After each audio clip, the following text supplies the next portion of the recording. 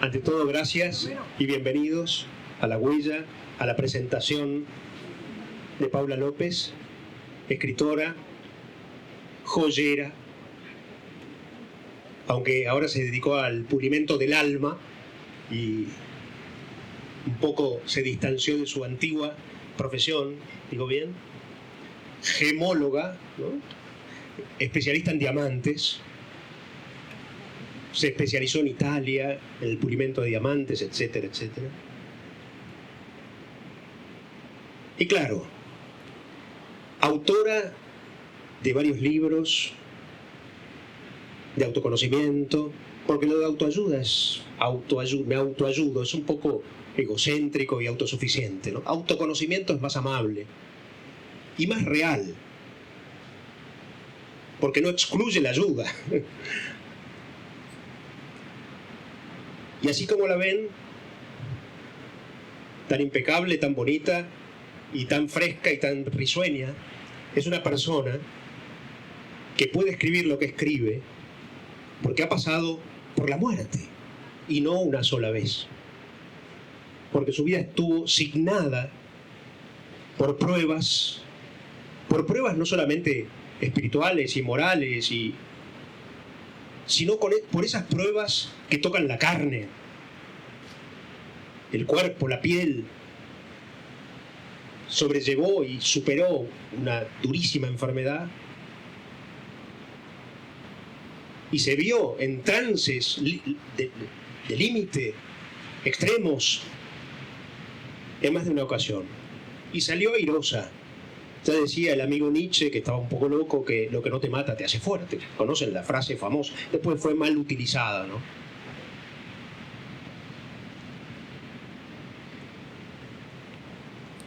Y claro, ¿por qué su libro se llama Mis respuestas para el alma? El alma es la obsesión de Paula López. ¿Por qué? Porque al haber pasado por la muerte y por el dolor, ¿cómo ignorar que se tiene alma? El gran poeta Miguel de Unamuno, del que hablábamos hace un rato, filósofo español, decía: no sabemos que tenemos alma hasta que ésta nos duele. Y no sé si les ha pasado, no sabemos que tenemos alma hasta que ésta nos duele.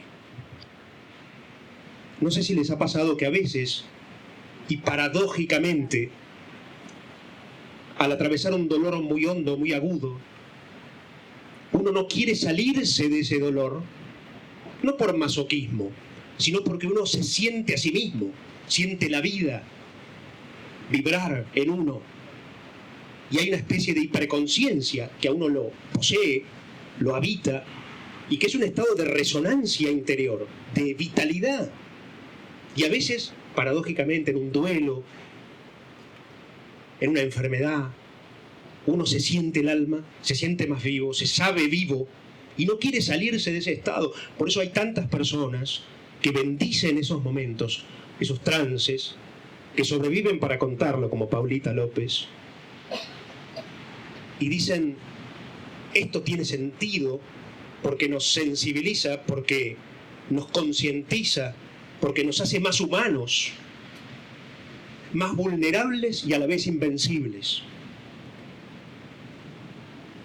Por eso tiene peso la palabra de Paula, por todos estos calvarios realmente que ha pasado, transitado, peregrinado. Ella habla mucho de los peregrinos del sentido, como buena discípula de Viktor Frankl, es logoterapeuta. Y claro, está viviendo en Madrid, en España, pero ella es colombiana. Y acá está Verónica, su hija, una de sus hijas, y su madre, que yo la conozco como Pum Pum, porque ella fue una política muy famosa en Colombia, que era luchadora. Entonces en los diarios y en toda la llaman Pum Pum, porque pegaba y era implacable en su lucha por la verdad. Increíble que estés acá, Pum Pum.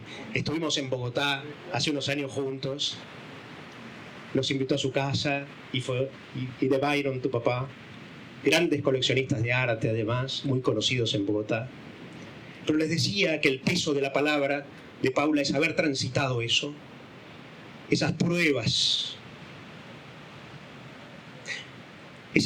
que son, diría un escritor inglés, el megáfono de Dios. El dolor es el megáfono de Dios, es para despertarnos, para ser pequeños Budas. Buda significa el despierto, ¿no? El despierto, él era Siddhartha, Gautama, Gotama, para despertar. Y además, el camino hacia la tierra prometida, hacia la verdad, hacia la conciencia, hacia el amor, hacia el bien, pasa por el desierto, por el Sinaí. El camino hacia la tierra prometida pasa por el Sinaí. Ya el pueblo hebreo nos enseñó esto, que pasa por el desierto, por la angustia, por el dolor, por la muerte. Y ahora que lo menciona Nietzsche, me está susurrando al oído, solo hay resurrecciones donde hay tumbas. Pero todo esto es para estar más vivos, no para simplemente ser sobrevivientes o para renacer y ya. Es para estar más vivos. Como bien decía también un pensador, es importante si hay vida después de la muerte, pero más importante es si hay vida antes de la muerte. Y en este mundo donde, claro, muchas veces los miedos, de los que habla tanto Paula en su obra, que se les recomiendo calurosamente, no sé por qué, los miedos crean máscaras, los miedos crean imposturas, disfraces, dobleces de personalidad, agresiones, ira. Hablas tanto de los miedos, Paula, en tus libros. Pero claro, nos movemos en un mundo necesariamente de máscaras, porque el mundo es teatro, y hay que actuar y hay que representar un papel. Pero cuidado que ese personaje no nos devore a la persona. Y decía de los diamantes que supo pulir Paula, y ese gran poeta que fue Antonio Machado, ese profesor de pueblo, desconocido en su momento, ¿no? Que daba clases en una escuela, clases de francés, y él que quería encontrar almas verdaderas, personas, no máscaras, decía, pedía, suplicaba, como hombre de espíritu que era, descúbreme tu rostro, que yo vea fijos en mí tus ojos de diamante. Los ojos del alma, los ojos de la verdad, de la sinceridad. Espontáneo soy, dice Walt Whitman. Ser sinceros, ser expresivos, arriesgarse, porque esto de escribir es arriesgarse. ¿O no, Claudio Bevilacqua, autor de Galáctica Ediciones también? Tenemos el honor de que esté acá con nosotros. Hay que arriesgarse. Espontáneo soy. Pero claro, y ya dejo las citas, pero decían los romanos, primum vivere deinde philosophari. Primero vivir, después filosofar. Hay que haber vivido para escribir los libros que escribió Paula o que escribió Claudio también. Hay que haber vivido y hay que haber sufrido. Primum vivere deinde philosophari. Después hay que filosofar. ¿Para qué? Para, una vez que uno ha descendido o caído en las profundidades, poder traer desde esas minas el carbón encendido del espíritu y compartirlo con los demás. Y eso no es solo la misión de una escritora o de un escritor, sino de toda persona. Tenemos la responsabilidad de encontrar ese centro y esa alma para entibiar, para compartir, para abrir, para que nosotros no seamos gélidos, fríos.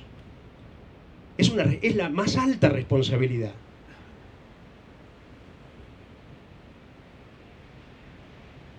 Y lo que hace Paula con sus libros es eso. Nos confía su historia, sus pruebas, sus respuestas para el alma, para que uno mismo se confronte con esas preguntas y con esas respuestas y dialogue, coloquie, monodialogue consigo mismo y con la autora sobre los temas más importantes de la vida, en definitiva.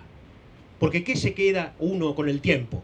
¿Y qué se lleva uno más allá de esta vida? El bien, el amor, la verdad, la amistad.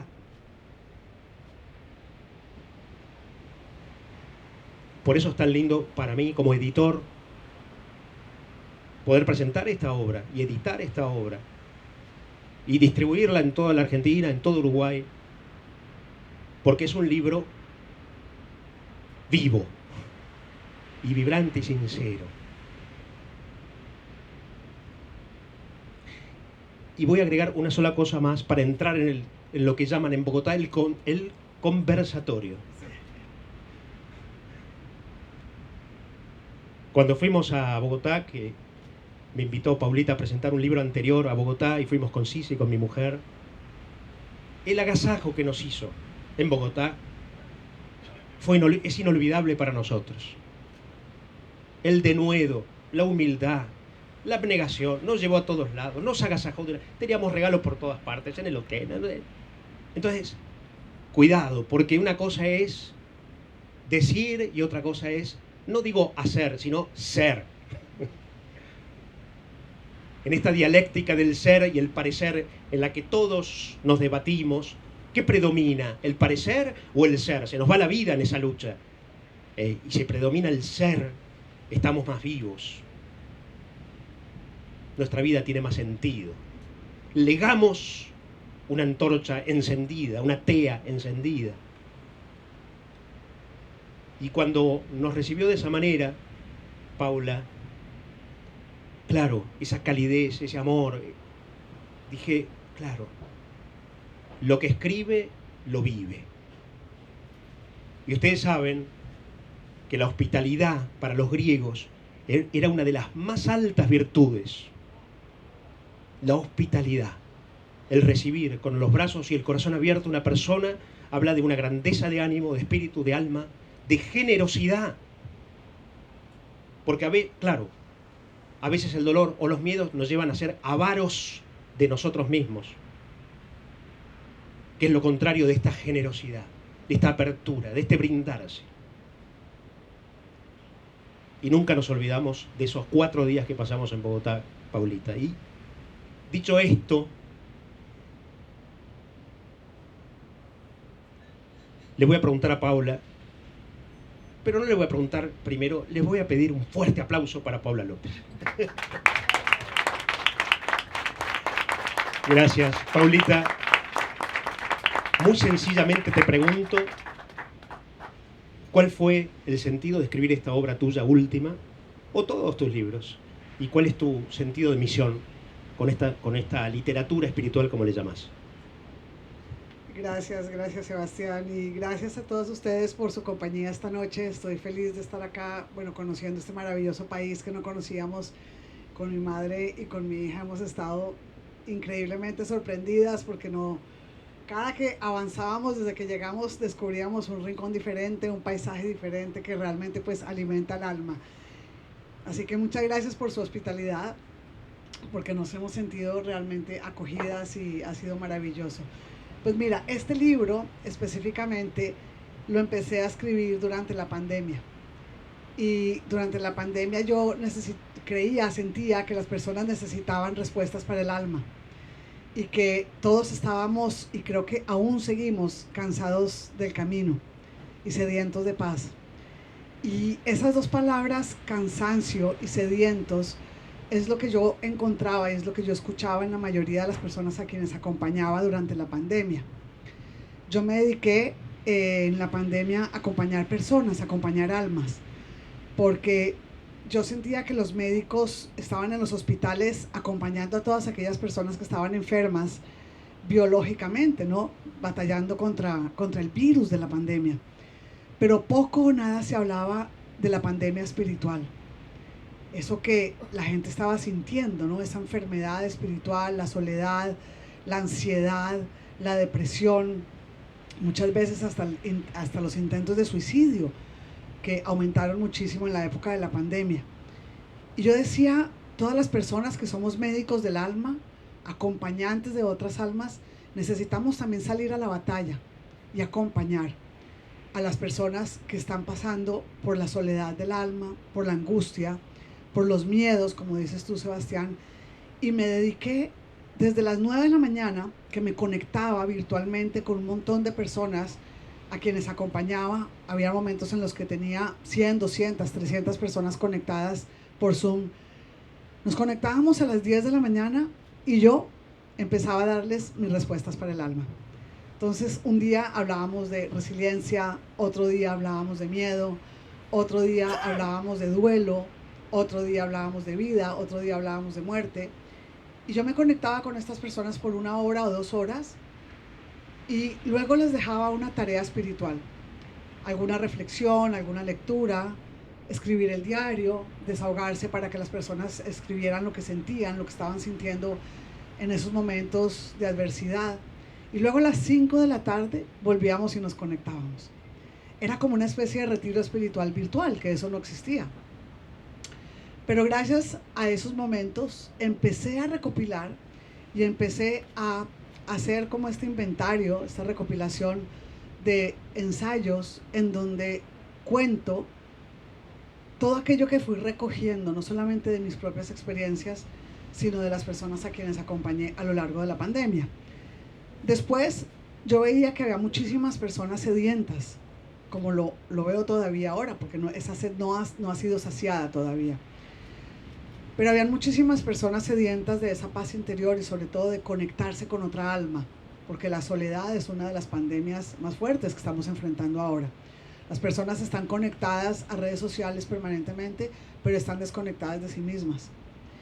Entonces empecé a donar media hora gratuita de coaching y las personas se iban agendando y desde que terminaba esas intervenciones a las 11 de la mañana hasta las 5 que me volví a conectar con grupos de personas a nivel mundial, porque habían personas que se habían quedado atrapadas en Hawái, otras en Tokio, otras en Chile, otras en islas en la mitad de la nada.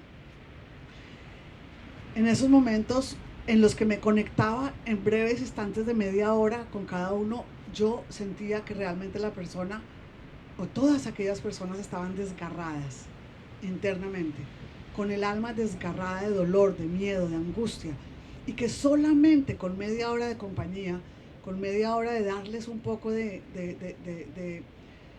escucha, de herramientas espirituales, las personas lograban salir de esa pandemia espiritual. Entonces creo que ahora la invitación a través de este libro es a que demos una mirada hacia nuestro interior, y esa es la medicina para el alma, porque claro, escuchamos todo el tiempo de ayuda humanitaria, y cuando hablamos de ayuda humanitaria decimos sí, para la guerra de Ucrania necesitamos frazadas, necesitamos medicinas, necesitamos vacunas, necesitamos alimentos, y estamos acostumbrados a que los medios de comunicación hablan de esta ayuda humanitaria. Y yo siempre me preguntaba, yo creo que ayuda humanitaria, hay muchísimas ONGs que están dando ayuda humanitaria, física, biológica, médica, pero somos pocos realmente los que estamos dando ayuda humanitaria espiritual. Y creo que el mundo está ávido de ayuda humanitaria espiritual. Y esa es mi invitación a través de mis respuestas para el alma. Para que sea un conversatorio íntegro y universal, ¿qué quieren comentar? O preguntarle a la autora, o compartir. A mí me ha tocado durante muchos años ser profesor aquí y allá. ¿Y saben qué hacía? Algo malísimo. Hacía, sí, vos. Y a veces las personas que se ve que tenían un deber ser muy grande empezaban a hablar sin saber todavía qué decir. Pero no lo voy a hacer esta vez. Simplemente, ¿quieren comentar algo? ¿Quieren preguntar algo? Sí, Gustavo, perdón. Sí. Y después Claudio, sí. Gustavo. No llegamos hasta allá con el micrófono. Si puedes venir acá, mejor, para que puedas hacer la pregunta por el micrófono, así nos quedas grabado.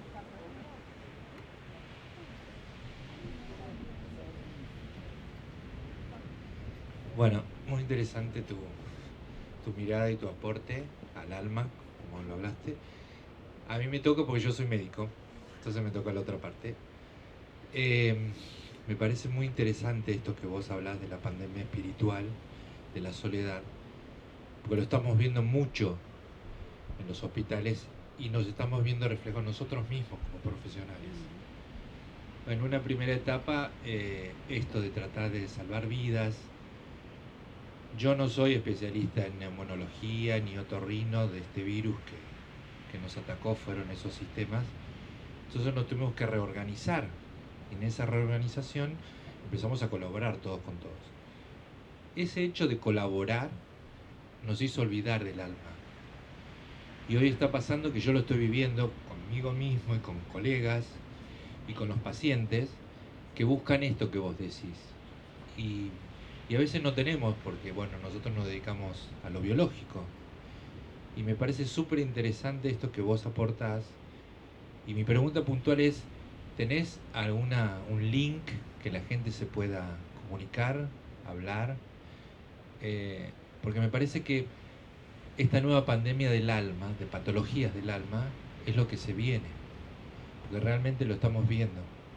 El burnout está descrito y lo estamos viendo un montón. Y te agradezco que voy a leer tu libro, obviamente, después si tengo la posibilidad de comentártelo, pero me parece ya la temática interesante, porque no lo estamos abordando en lo biológico, en nada, absolutamente en nada. Los psiquiatras por ahí me van a decir otra cosa, ellos lo deben ver desde lo patológico, pero no necesariamente tenemos que ser patológicos para hablar de que estamos carentes del alma, porque la soledad, a veces uno elige la soledad, otras veces no, pero significa algo. Estar solo duele, ¿no? Creo que eso me aporta. Y antes de la respuesta de Paulita, ya que estoy en el medio y pasa por mí el micrófono, digo, y un poco apoyando esto que dice Gustavo, un gran pensador francés, Gaston Bachelard, decía interesantemente: no somos personas para sanar, somos soledades para curar, soledades para sanar, decía, ¿no? A propósito de esto de la soledad. Paulita, no era tan importante, pero ¿cómo pasaba por acá? Muchas gracias por tu pregunta. Bueno, así hay dos tipos de soledades, ¿no? La soledad buscada, que se llamaría, yo creo, más como la solitud, ¿no? Que es la que te lleva a la plenitud. Y la otra es la soledad impuesta, que es la que muchos vivieron durante la pandemia. Sí, tengo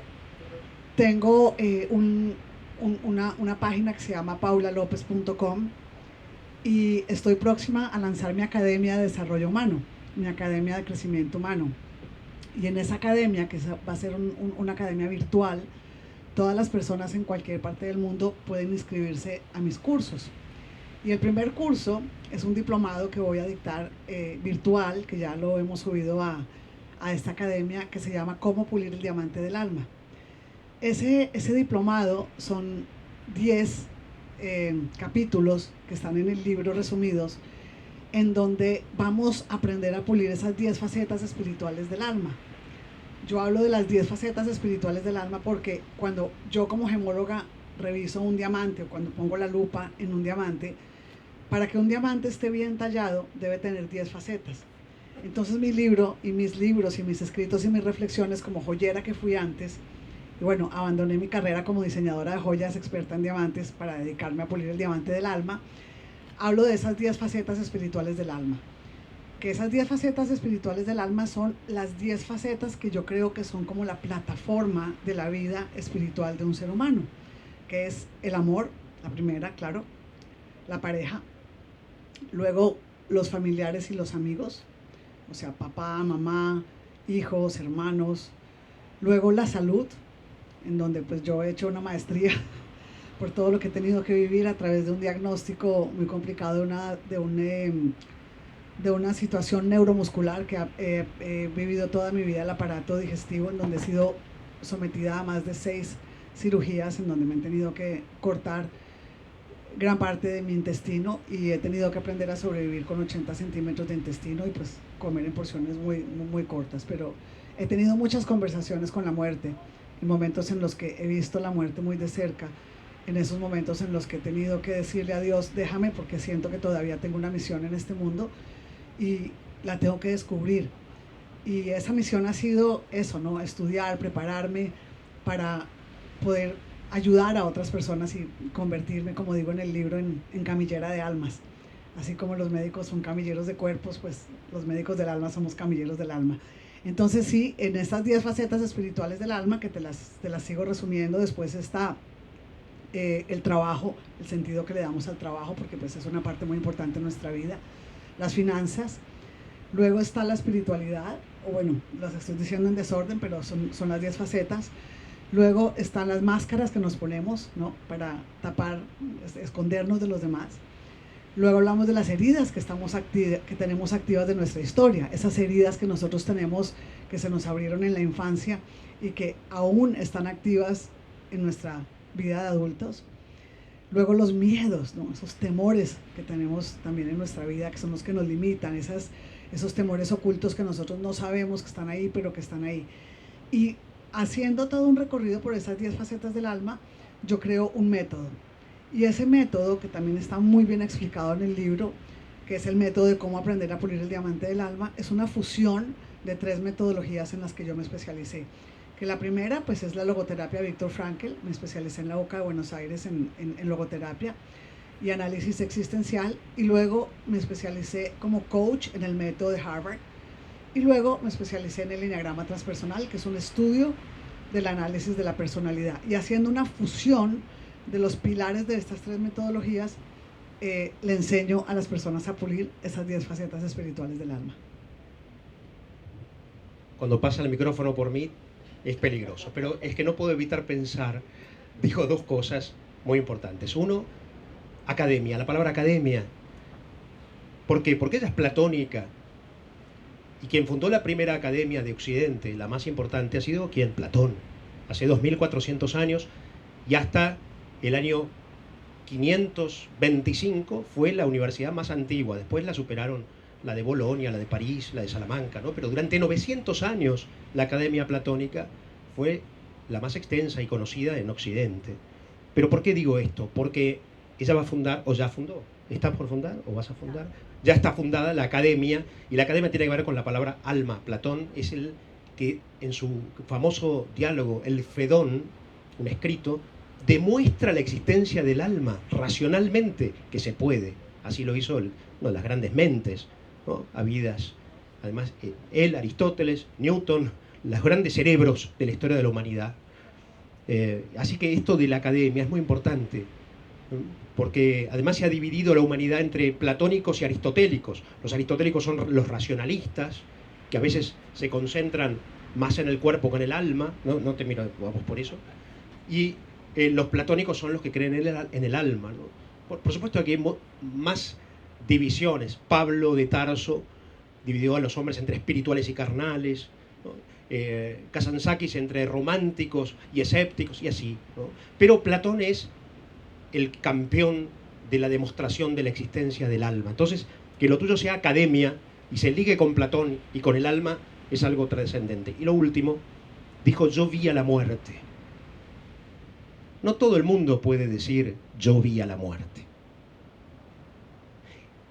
Y Rubén Darío, el gran poeta nicaragüense, dijo: la muerte yo la he visto. No es amargada y mustia, ni hace corva guadaña, ni tiene faz de angustia. Es blanca y bella como Diana, pura y bella como ella. En su siniestra tiene verdes palmas triunfales, y en su diestra una copa con agua del olvido. A sus pies, como un perro, yace un amor dormido. La muerte yo la he visto. Muchas gracias. Simplemente yo creo en hitos en la vida, y mi pregunta es: ¿qué hito en tu vida hizo que escribieras este libro?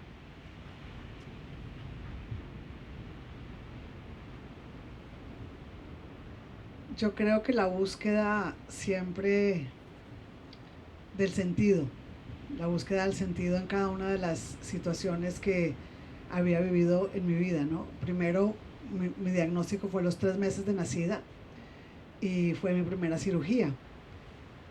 Y luego el enfrentarme siempre con el miedo. Yo creo que el miedo ha sido mi compañero en la vida, porque desde que yo estaba en el hospital, no tengo conciencia de esos miedos, pero empecé a investigar mucho sobre el trauma que cada uno de nosotros tiene. Cada uno de nosotros tiene pequeños traumas que nacen de esos choques emocionales que hemos vivido en nuestra historia personal.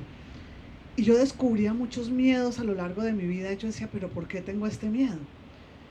¿Por qué siento que tengo este trauma? Y uno de esos traumas y uno de esos miedos es el miedo al abandono, que muchos lo tenemos, ¿no? El miedo a la soledad, el miedo a estar abandonados en la mitad de la nada, desprovistos de esa compañía.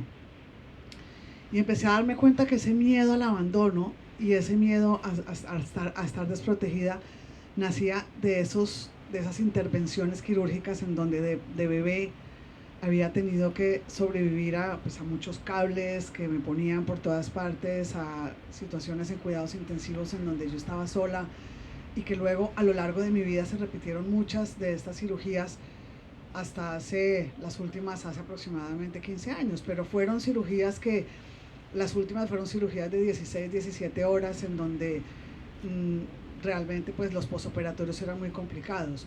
Luego a lo largo de la historia de mi vida, situaciones de muchísimo dolor, violencia de género. Fui desde los 13, 14 años víctima de violencia de género por parte de una pareja que tuve que me golpeaba muchísimo, y pues en medio de la codependencia emocional que desarrollamos muchas personas cuando tenemos miedo al abandono, pues era incapaz de poner esos límites, era muy niña todavía. Entonces poco a poco pienso que a lo largo de mi vida fui enfrentando diferentes situaciones de adversidades, la enfermedad, el maltrato emocional, el maltrato psicológico, el maltrato físico a través de los golpes, el haber tenido que emigrar de mi país a vivir en otros países por situaciones sociales, políticas, en donde nos teníamos que ir por amenazas en Colombia porque hemos sido víctimas de la guerra, y por mi madre, que ha estado involucrada con política y con el cuerpo diplomático por muchos años. Para nosotros era muy peligroso vivir en Colombia, entonces el tener que ir a empezar tu vida de cero en otros países, solo. Y a lo largo de mi vida todo lo que yo iba experimentando me iba llevando a esa búsqueda del sentido, porque yo decía, bueno, o me busco una anestesia artificial para sobrellevar la vida, que muchas personas la encuentran en la droga, otras personas la encuentran en el alcohol, otra persona en los ansiolíticos, otra persona en los antidepresivos, y no digo que no haya que tomarlos de vez en cuando, porque hay que tomarlos cuando tenemos que médicamente algún desbalance químico, lo tenemos que tomar, pero yo decía, cada una de estas situaciones en mi vida deben tener un sentido. Y ahí fue cuando me encontré con Viktor Frankl, o Viktor Frankl me encuentra a mí, ¿no? Este logoterapeuta sobreviviente del Holocausto, que nos enseña que no es el sufrimiento el que hace madurar al hombre, no es el sufrimiento en sí, sino lo que el hombre hace con ese sufrimiento. Y el último capítulo de mi libro dice, no es lo que te pasa lo que importa, sino lo que haces con eso que te pasa. El no revolcarnos en el dolor, sino atravesar el dolor, atravesar esos momentos de dolor, de adversidad, hasta que veamos la luz. Yo ahora acabo de pasar un momento dificilísimo en mi vida, y yo decía, no estoy pudiendo pasar al otro lado del dolor. Y hablando con mi acompañante de mi alma, que es uno de mis profesores de logoterapia, me decía, sigue atravesando el dolor. Y eso es lo que yo quiero invitarles a través de mi libro. Atravesemos el dolor, no nos revolquemos en el dolor y no nos quedemos ahí como si fuera un lodo. Atravesémoslo hasta que aparezca la luz, porque la luz siempre aparece.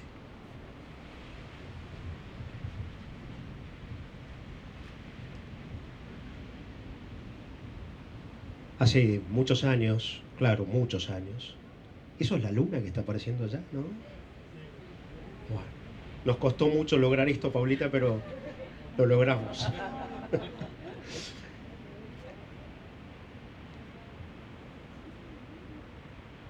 Rubén Darío, el gran poeta, como decía, nicaragüense y latinoamericano, que también fue sometido a grandes pruebas de dolor, de sufrimiento, le escribe una vez a un amigo, lamentándose de todos esos dolores y abandonos, y bueno, fue abandonado por los padres, lo criaron los tíos, pasó por grandes pruebas, el autor de Cantos de Vida y Esperanza. Y entonces el amigo, ante esas quejas, le responde simplemente, ay, Rubén, No te quejes tanto, amigo mío. Cuando te retuerces de dolor es Dios que te da cuerda. Es Dios que te da cuerda. Y me acordaba cuando hablaba Paulita de otra historia bíblica, hablamos de la Biblia, pum pum. Perdón que le diga pum pum, porque así es famosa, pum pum. No se metan con pum pum. Es un consejo que les doy. Sean amigos de pum pum. No les va a ir bien. Bueno. El libro más genial de la Biblia, que no se sabe cuándo se escribió, pero dicen que lo escribió el Dostoyevsky de la antigüedad hebrea, es el libro de Job, ¿no? J-O-B larga, Job. ¿Cómo empieza esa historia? Muy brevemente lo cuento, claro, muy brevemente. El diablo va y le dice a Dios. Dije Dios y me sentí esos pastores. Y Dios le dijo. Bueno, no es la idea. El diablo va y le dice a Dios. Job es un hombre piadoso, cree en vos, cumple con todos los ritos religiosos, ama a su familia. Pero a ver, quítale algo a ver si sigue creyendo en vos. Y Dios acepta la apuesta. Y entonces Dios le hace perder todos sus sembradíos con una plaga. Y Job sigue alabando a Dios. Sí, pero todavía no perdió a su familia. Y entonces Dios dice, bueno, está bien. Y le hace perder a uno de sus hijos y a la mujer. Y ya perdidas sus propiedades casi y parte de su familia, Job sigue alabando a Dios. Y el diablo, que es un pobre diablo, como decía un famoso teólogo, no nos olvidemos que el diablo es un pobre diablo, rastrero, le dice a Dios, ¿sabes por qué? Como el diablo sabe por diablo, pero más sabe por viejo, ¿no? Y le dice a Dios, ¿qué te sigue alabando, Job? ¿Por qué? Le dice Dios como un aprendiz. Porque todavía no lo tocaste en la carne. Y Dios le manda la lepra a Job. Y Job, revolcándose en sus inmundicias, maldice a Dios. Y el diablo, regocijado con esa situación, le dice a Dios, ¿ves? Ahora Job te maldice. Y Dios le dice, me maldice porque es humano y porque de ese dolor va a nacer o va a salir renacido. Y Dios no se ofende con las maldiciones porque lo ve humano. Decía Dostoyevsky, ya que lo mencioné recién, pues decía que el que escribió Job es el Dostoyevsky de la antigüedad. Dostoyevsky decía, mi gloria a Dios, mi creencia en Dios ha pasado por el purgatorio de la duda y se ha purificado con el vaso de la tentación. Creer en Dios, decía también Unamuno, nuestro amigo Unamuno, creer en Dios es volver a creer en Dios. Es haber dejado de creer, es haber maldecido, mordido el polvo y vuelto a creer de nuevo con una nueva fe auténtica, propia, ganada y no heredada. No lo has tocado en la carne, por eso todavía te alaba. Y de ahí digo esta importancia del testimonio de Paula y de sus libros. Porque una cosa es el sufrimiento moral, que no es menor, y otra cosa es pasar por el sufrimiento, ¿no es cierto, doctor? De la carne, de la sangre, ¿no? De los huesos.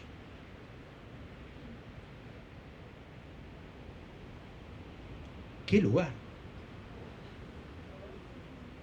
¿Qué lugar?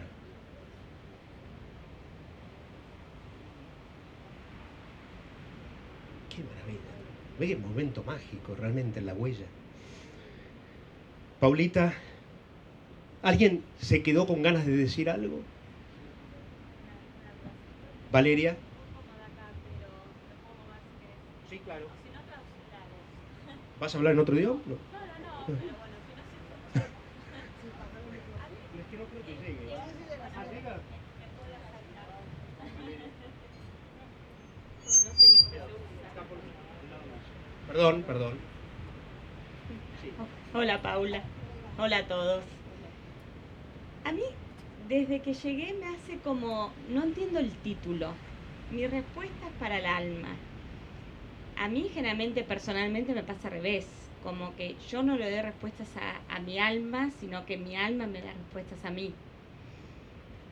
Digamos, esa es mi historia, ¿no? Pero entonces decía, ¿por qué te vino el título? O, no sé, quizás es cuestión de redacción, yo no soy escritora, ni mucho menos, pero no sé si te quedó clara la pregunta, ¿no? Porque para mí el alma es lo más supremo, lo sin palabra.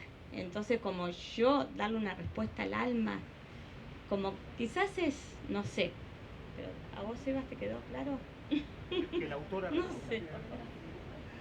Muy buena tu pregunta. Mira, Viktor Frankl siempre me ha inspirado en muchos de mis escritos y ustedes los van a poder leer, van a poder ver que es uno de mis maestros de inspiración. Y él decía, no importa si muchas veces nosotros no esperamos nada de la vida, porque muchas veces nos revolcamos en el dolor, estamos angustiados, perdemos la esperanza, creemos que ya no hay nada más allá porque hemos estado enfrentando situaciones de adversidad. Y Viktor Frankl, en una de sus palabras y en una de sus frases, dice, no importa cuando no esperas nada de la vida, porque lo que importa es lo que la vida espera de ti. O muchas veces nosotros le preguntamos a la vida, ¿por qué a mí? En vez de, como dice Viktor Frankl, nosotros responderle a la vida. La vida te pregunta respuestas a través de la enfermedad, a través de la adversidad, a través de todo lo que te pasa. La vida te está preguntando, ¿qué vas a hacer con esto? ¿Qué vas a hacer con esta situación? ¿Qué vas a hacer con esta enfermedad? ¿Qué vas a hacer con esta situación de abandono, de este divorcio, de esta situación con tu hijo, de esta traición? Y entonces siempre a través de la inspiración de Frankl, yo siento que tenemos que dar respuestas, darle respuestas a esa situación en particular que estamos viviendo.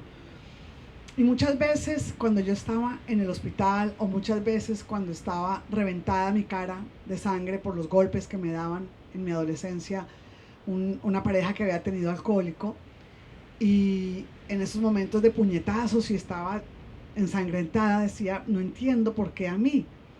Y entraba en momentos de dolor, de miedo, porque nunca había sido víctima de golpes.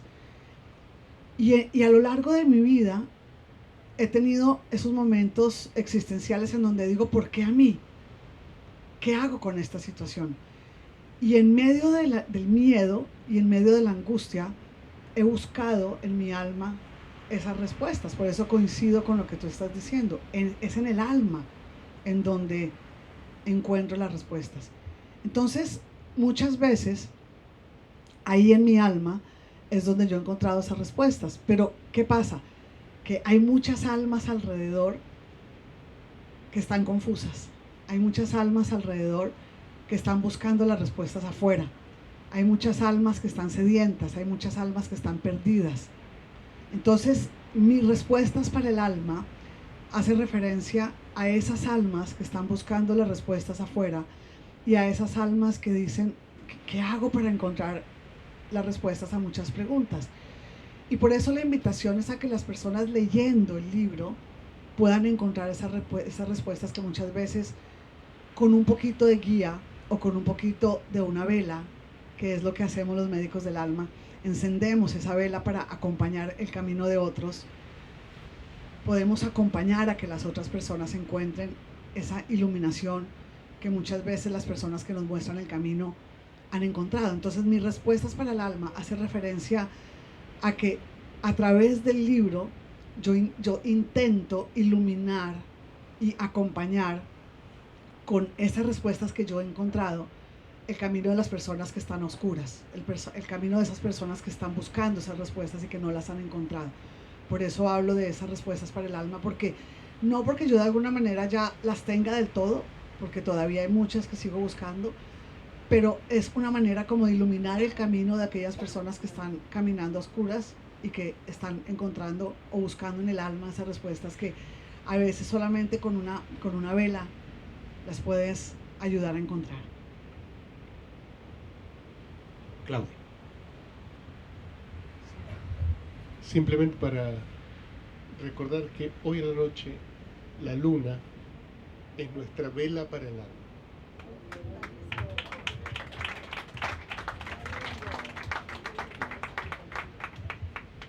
Y Tagore decía, Rabindranath Tagore, el primer premio Nobel no europeo, hindú, decía que la luz de la vela no te impida ver la luna. Y esto de las respuestas para el alma, Valeria, yo como leí el libro, puedo aportar algo. Y es que sí, el alma nos interpela, nos interroga en los momentos difíciles o en los momentos de goce también, no solo de dolor. Y uno dialoga consigo mismo en la soledad. Converso con el hombre que siempre va conmigo, ¿se acuerdan? Quien habla solo espera hablar a Dios un día. Entonces, hay este diálogo, este monodiálogo interno, que es la conciencia. Porque somos dos en uno, ¿no es cierto? Y hablamos con nosotros y nos debatimos. Y el alma nos interpela realmente. Si aguzamos el oído del corazón o de la mente, hay ese diálogo. Claro que está la gran alma del mundo, pero también está nuestra alma individual, personal, inalienable, única, con la que entablar un diálogo es urgente y es inevitable. Y lo que hace precisamente el dolor, el amor, la belleza, es hacernos pensar. La misma luna nos interpela. ¿Qué es este mundo? ¿Qué hacemos acá? Que estamos tan de paso, que es todo tan efímero, si quieren, ¿no? Tan fugaz y tan eterno a la vez. Pero la misma belleza del mundo nos interpela. ¿Por qué el dolor? ¿Por qué la muerte? ¿Por qué la maldad en un mundo tan bello y tan armónico? ¿Cómo puede convivir lo horrendo, lo bajo, con lo sublime? ¿Cómo puede ser este juego de contrastes, esta dialéctica de la muerte y de la vida? Y ahí estamos.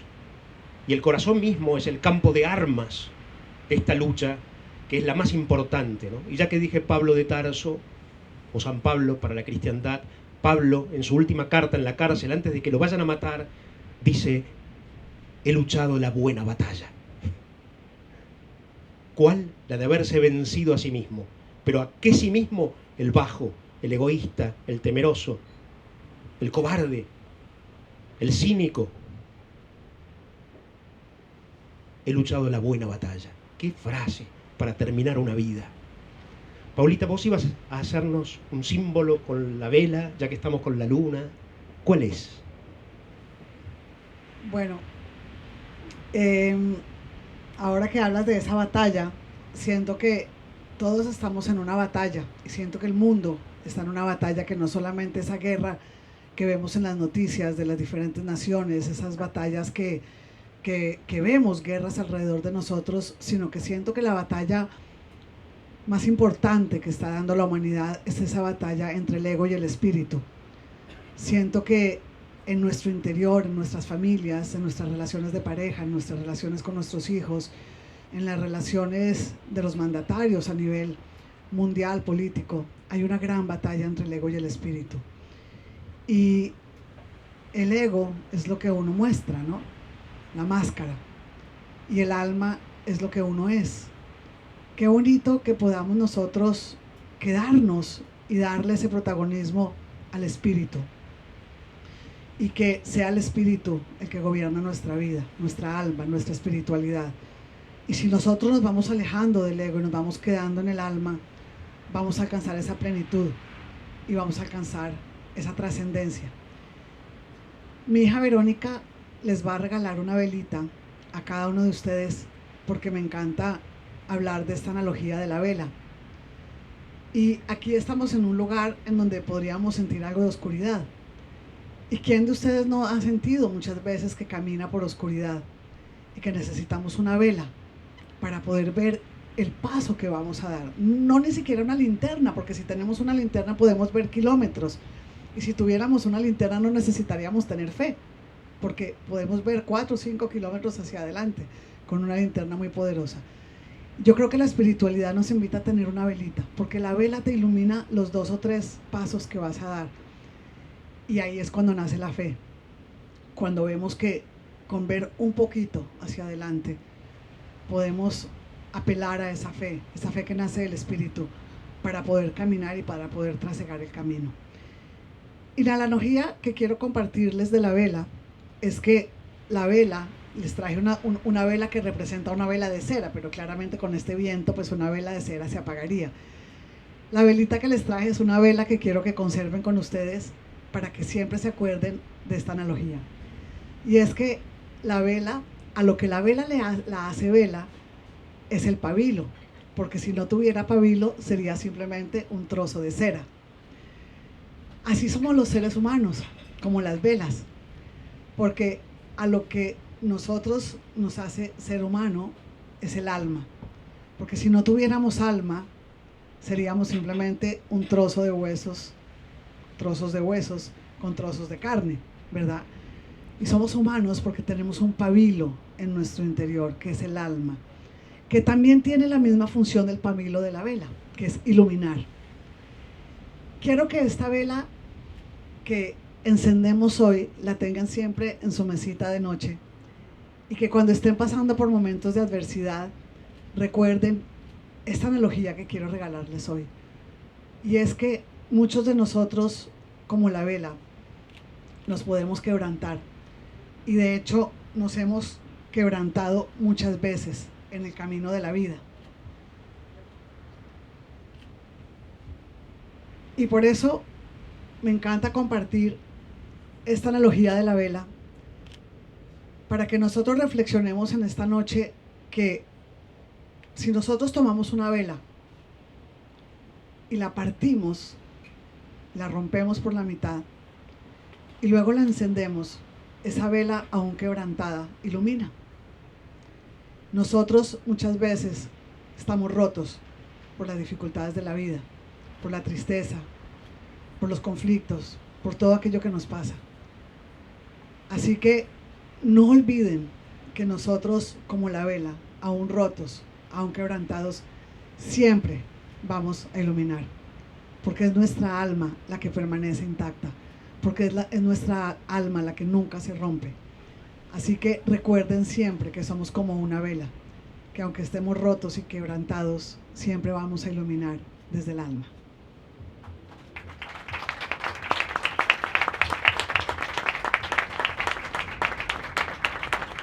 Con Paulita, bueno, ella tenía una maravillosa propiedad en Bogotá, en las afueras, que se llamaba Casa de Paz, donde se rehabilitaban adictos de la cocaína y de otras drogas, un lugar magnífico realmente. Y en esa propiedad había una capilla con un Cristo del Sagrado Corazón, digo bien, que era impresionante, intimidante, y que uno no se podía olvidar más una vez que estaba frente a esa imagen. Hablé de Buda, al que admiro mucho, pero siempre digo, ¿no? El príncipe Siddhartha abandonó la familia para buscar la iluminación.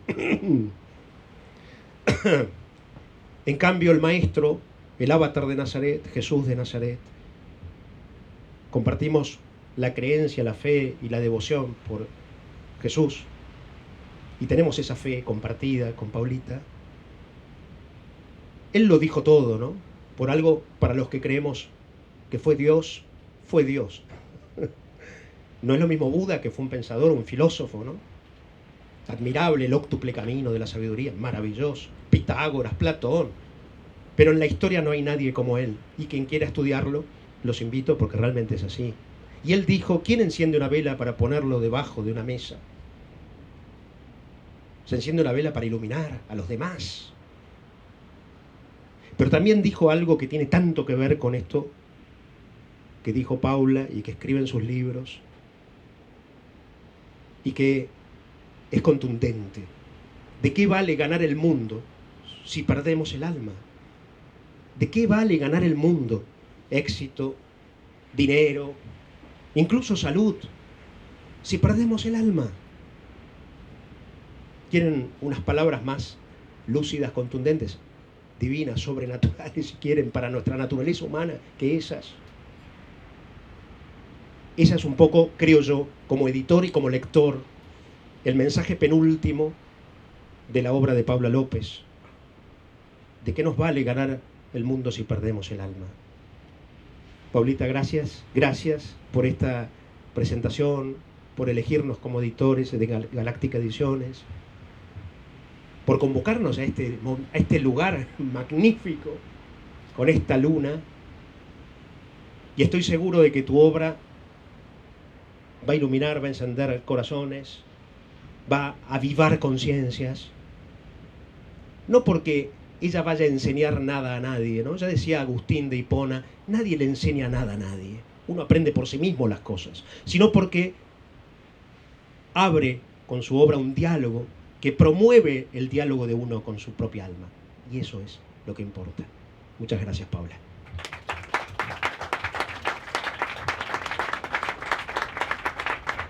Lo último que me gustaría decirles es que nunca está más oscuro que antes de amanecer. Y siempre sentimos, cuando trasegamos por la noche oscura del alma, ¿no? Esa noche de San Juan de la Cruz, que no vemos la luz, que no vamos a poder, que nos quedamos sin fuerzas.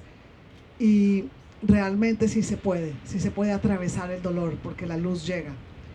Y detrás de cada llaga de dolor hay siempre un milagro en gestación. Muchas gracias.